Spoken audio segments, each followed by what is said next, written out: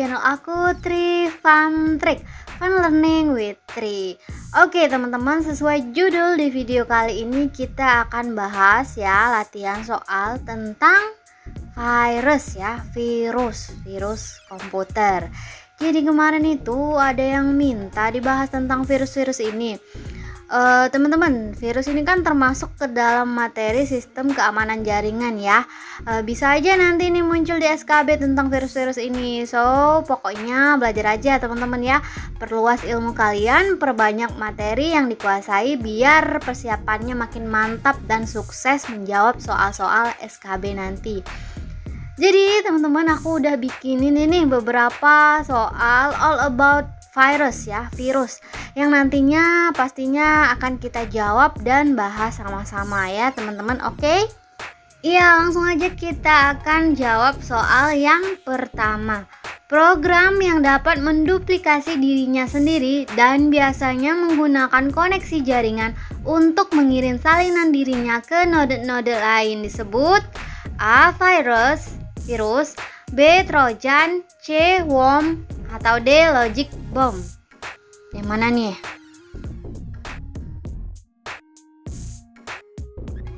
Yap, jawaban yang paling tepat adalah yang C ya, worm. Jadi teman-teman, worm ini adalah program yang dapat menduplikasi dirinya sendiri. Biasanya menggunakan koneksi jaringan untuk mengirim salinan dirinya ke node-node lain. Semua aktivitas ini dilakukan tanpa keterlibatan manusia. Berbeda dengan virus, worm tidak menempelkan dirinya ke aplikasi lain. Malware ini dapat secara otomatis menginfeksi komputer tanpa bantuan pihak ketiga. Jadi, sekali worm ada di komputer atau jaringan, ia akan secara otomatis menyebarkan dirinya ke komputer lain tanpa bantuan atau bahkan tanpa dapat dicegah oleh para pemilik komputer lain dalam jaringan. Worm biasanya tersebar melalui address book dari alamat email. Oke, lanjut ke soal nomor 2. Berikut ini sebuah program spyware yang dapat terhubung ke aliran data yang berasal dari keyboard pada PC adalah A. Keylogger, B. Data Stealer, C. RAM Scraper, atau D. Ransomware.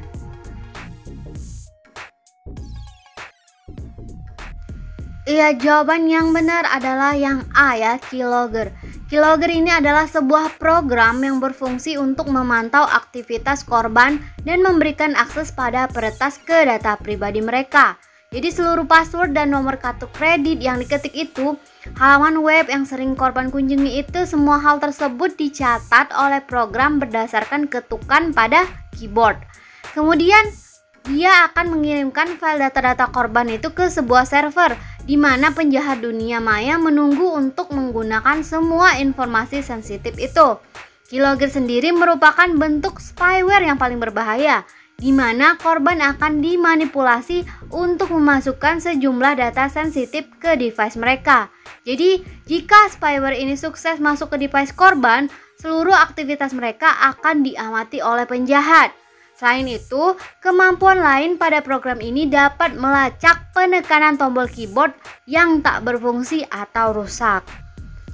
Soal yang ketiga, number 3. Sejenis virus yang menyebabkan suatu file tiba-tiba menghilang adalah A. Worm, B. Trojan, C. Fat virus, atau D. Macrovirus. Yang manakah yang benar?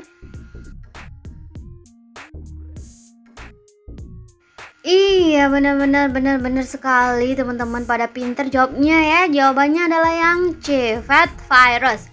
Jadi ini merupakan singkatan dari File Allocation Table atau FAT. Jenis virus komputer satu ini bersifat merusak file pada penyimpanan tertentu. Jadi, jika ada file kamu yang terkena virus ini, maka file itu akan disembunyikan oleh virus sehingga seolah-olah file tersebut menghilang. Jadi, kalau ada file kamu yang mendadak menghilang, bisa jadi ini penyebabnya oleh virus ini.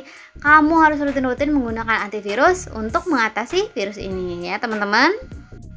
Oke, beralih ke soal nomor 4. Berikut ini virus yang sering menyerang file-file seperti .pps, .xls, dan .docm adalah A. Memory Resident Virus, B. Direct action virus, C. Macrovirus, atau D. Override virus?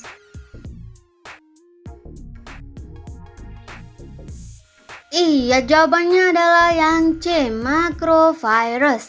Jadi teman-teman, macrovirus ini adalah virus yang cenderung menyerang file-file seperti .pps, .xls, dan .docm. Virus makro menargetkan aplikasi dan perangkat lunak yang mengandung makro. Virus-virus ini dapat melakukan serangkaian operasi yang mempengaruhi kinerja program atau perangkat lunak. Beberapa contoh diantaranya adalah O97M atau Y2K, Bablas, Melissa A, dan Relax. Umumnya, virus makro seringkali datang melalui email yang kita terima. Jadi, agar terhindar dari virus makro, kalian dianjurkan untuk lebih waspada dan berusahalah sebaik mungkin untuk menghindari pesan asing yang masuk ke email kalian. Jangan menekan link yang kalian dapatkan dari pengirim asing. Lalu pastikan juga kalian rajin melakukan scan komputer dengan program antivirus. Soal yang kelima, SQL Slammer adalah termasuk salah satu contoh dari jenis virus. A. Virus file infector, B. Virus polymorphic, C. Virus boot sector, atau D. Virus network? Iya, jawabannya adalah yang D ya, virus network. Jadi teman-teman, pada dasarnya virus network ini menyebar melalui local area network atau LAN dan melalui internet pastinya. Virus ini mereplikasi melalui sumber daya yang dijalankan bersama, termasuk drive dan folder. Virus network ini seperti Nimda dan SQL Slammer. Virus SQL Slammer yang juga dikenal sebagai Sapphire, menurut perkiraan, virus ini menyebabkan kerugian lebih dari $1 miliar sebelum ditemukannya antivirus untuk melawan virus ini. Soal yang keenam, program yang menyebabkan kerusakan sistem ketika dijalankan disebut A. Denial of service, B. Malicious code, C. Phishing, atau D. Packet sniffer?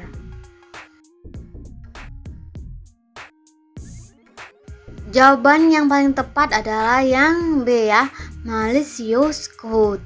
Jadi malicious code atau malcodes ini bisa disebut sebagai kode jahat atau perusak yang didefinisikan sebagai program atau skrip yang dapat dieksekusi dan dibuat dengan tujuan untuk merusak sistem komputer. Malcodes ini dapat menyebabkan kerusakan fatal pada file-file penting dan kumpulan data yang ada. Jadi belakangan ini sistem komputer sangat rentan terhadap berbagai jenis malcodes. Ketika terhubung ke jaringan atau media tambahan seperti USB, hard disk eksternal, dan lain sebagainya.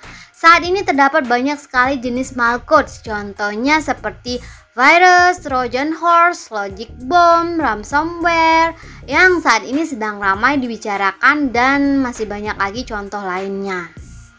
Beralih ke soal nomor 7. Aplikasi Deep Freeze dikembangkan oleh A. Varanix Corporation, B. Varonix Corporation, C. Paradox Corporation, atau D. Varnox Corporation?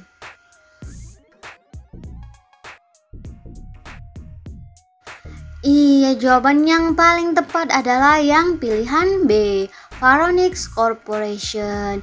Jadi teman-teman, Deep Freeze ini adalah software buatan Varonix, perusahaan pembuat software yang berfungsi untuk membekukan partisi pada hard disk, termasuk data dan sistem di dalamnya, dan membuat partisi yang dibekukan itu tetap seperti itu setelah komputer di restart, meskipun sebelumnya telah terjadi perubahan yang dilakukan oleh pengguna komputer itu sendiri. Deep Freeze ini juga dapat melindungi komputer dari malware berbahaya karena ia secara otomatis menghapus file yang diunduh saat komputer dihidupkan ulang. Tapi kelemahannya nih teman-teman ya, kalau hard disk yang mau kita deep freeze itu, kita mau nyimpan sesuatu di file itu, di hard disk itu misalnya nih. dia bakalan hilang tuh pas kita ngidupin komputer itu lagi. Makanya data, misalnya suatu data ingin kita simpan, jangan dimasukin ke harddisk yang mau di defreeze, tapi ke misalnya ke D gitu, jadi nggak bakalan hilang teman-teman. Oke, next, soal nomor 8. Usaha untuk merusak sistem pada jaringan seperti virus, trojan, dan lain-lain disebut A. Destruction, B. Denial, C. Theft, atau D. Modification.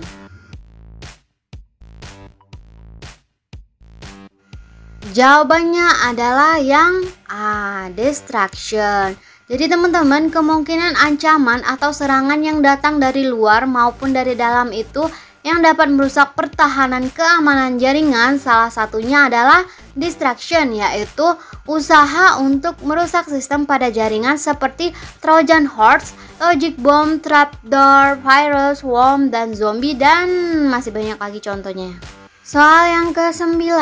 Jenis ransomware yang secara diam-diam mengumpulkan informasi sensitif dari sistem komputer dan menggunakannya untuk melakukan blackmail atau black campaign adalah A. Leakware atau doxware, B. Mobile ransomware, C. Encrypting ransomware, atau D. Non-encrypting ransomware.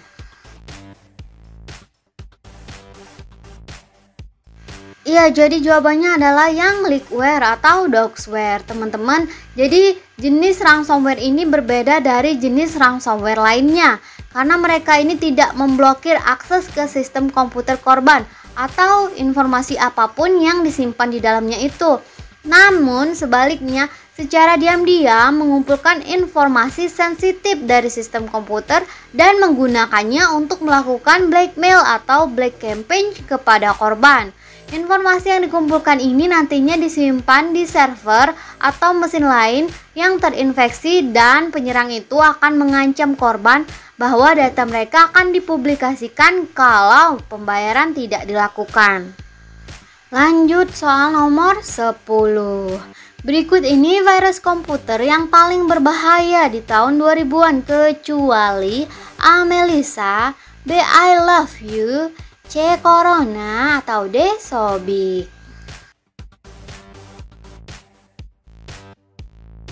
Ya, kecuali yang C ya, virus corona. Jadi teman-teman, virus komputer paling berbahaya di tahun 2000-an itu antara lain ada yang namanya Melissa. Melissa ini virus populer di Amerika Serikat tahun 99. Penyebaran virus ini melalui file Word. Jadi ini mengakibatkan kerugian sebesar 1,2 miliar. Jadi teman-teman, pencipta virus itu langsung ditangkap dan dipenjara. Kemudian ada yang kedua itu virus I love you. Virus ini menyebar ke 45 juta orang di tahun 2000 dan mengobrak-abrik komputer. I love you bisa menghapus foto, audio, dan file lainnya. Kerugian diperkirakan mencapai 15 miliar US dollar. Subjek I love you ini sangat membuat penasaran, makanya itulah cara pencipta menarik penerima email untuk mengklik subjek I love you itu, teman-teman. Kemudian yang ketiga itu ada virus namanya Anna Kournikova. Virus ini virus worm menyebar dari email ke email. Jadi ketika email itu diklik, virus itu langsung menyebar ke semua kontak di akun email tersebut. Pencipta virus ini menggunakan foto atlet Anna Kournikova, makanya namanya Anna Kournikova, teman-teman, untuk memancing penerima email agar mengklik email tersebut. Jadi di tahun 2001 virus ini menguasai seluruh dunia dan menginfeksi komputer dunia. Kerugian yang diakibatkan oleh virus ini mencapai 166.000 US dollar. Kemudian yang keempat itu ada SQL Slammer atau Sapphire. Virus ini menyebar di Amerika Serikat sekitar tahun 2003 dan membuat banyak kerusakan seperti mengacaukan jadwal maskapai penerbangan karena online ticketing itu rusak, memberhentikan server ATM, bahkan membuat telepon ke 911 macet dan memblokir 20 juta orang dari internet. Oke, yang terakhir ada namanya virus Sobik. Virus ini menyebar tahun 2003 dan ini dijuluki virus yang pertumbuhannya paling cepat, teman-teman. Kerugian diperkirakan mencapai 37,1 miliar US dollar. dan menghentikan sejumlah maskapai Amerika Serikat serta perusahaan besar di sana. Oke teman-teman, itulah tadi beberapa latihan soal tentang virus komputer atau virus yang udah kita jawab dan bahas sama-sama. Aku harap bisa bermanfaat dan membantu kalian pastinya dalam mempersiapkan diri untuk menghadapi tes SKB Pranata Komputer nanti ya teman-teman.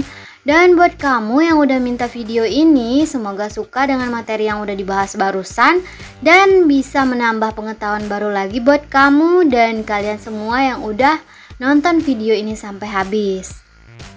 Oke teman-teman, aku rasa sekian dulu materi pembelajaran kali ini.